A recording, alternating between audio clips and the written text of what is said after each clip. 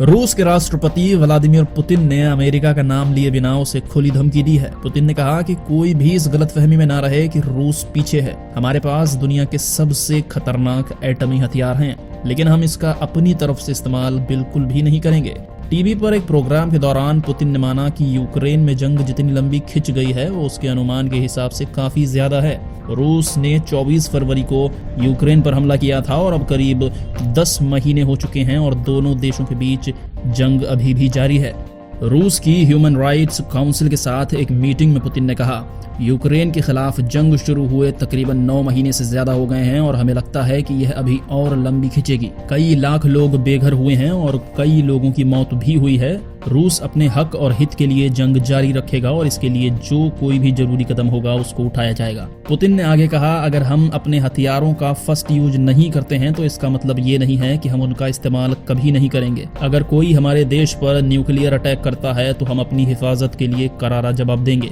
रूसी राष्ट्रपति ने कहा कि हम पागल नहीं हैं, बहुत अच्छी तरह से जानते हैं कि एटमी हथियारों का इस्तेमाल करने का क्या मतलब होता है। हमारे पास एटमी हथियारों का जखीरा है और यह इतना एडवांस है कि कोई भी देश इसका मुकाबला नहीं कर सकता।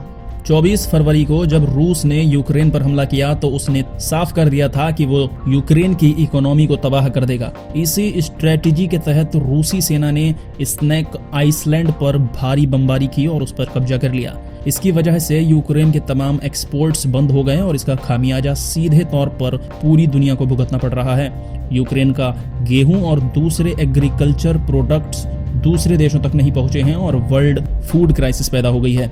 2 महीने पहले रूस की डिफेंस मिनिस्ट्री ने एक बयान में कहा था कि हमने स्नैक आइसलैंड से सैनिक वापस बुला लिए हैं। हम नहीं चाहते कि मानवता के लिए कोई संकट पैदा हो, इसलिए ह्यूमन कॉरिडोर बनाने का फैसला किया है। पुतिन ने आगे मीटिंग में कहा कि यूरोपीय देश रूस से इंपोर्ट कम करने के तरीके ढूंढ रहे हैं, लेकिन इससे तेल और गैस के दाम बढ़ेंगे जिससे उनके स्टॉक मार्केट को नुकसान होगा। आम जनता को भी महंगाई की मार झेलनी पड़ेगी। फिनलैंड की एक रिसर्च के मुताबिक यूक्रेन में मिलिट्री ऑपरेशंस के 100 दिनों में ही रूस ने 60% से अधिक रेवेन्यू सिर्फ यूरोपीय देशों से कमाया, क्योंकि रूस और यूरोपीय देशों के बीच तेल और गैस का ट्रेड जारी रहा। एक्सपर्ट्स का कहना है कि रूस पर लगाए गए प्रतिबंध उन देशों पर ही उल्टे पड़ गए जिन्होंने वह प्रतिबंध लगाए। तो रूस के राष्ट्रपति व्लादिमीर पुतिन ने अमेरिका का नाम लिए बगैर उसे खुली धमकी दे दी है और कहा है कि हम एटमी हथियारों का इस्तेमाल करने से कभी भी पीछे नहीं हटेंगे। पूरी खबर पर प्रतिक्रिया दें और द आर्टिकल हिंदी चैनल को भी सब्सक्राइब कर लें, बेल आइकन को जरूर दबाएं।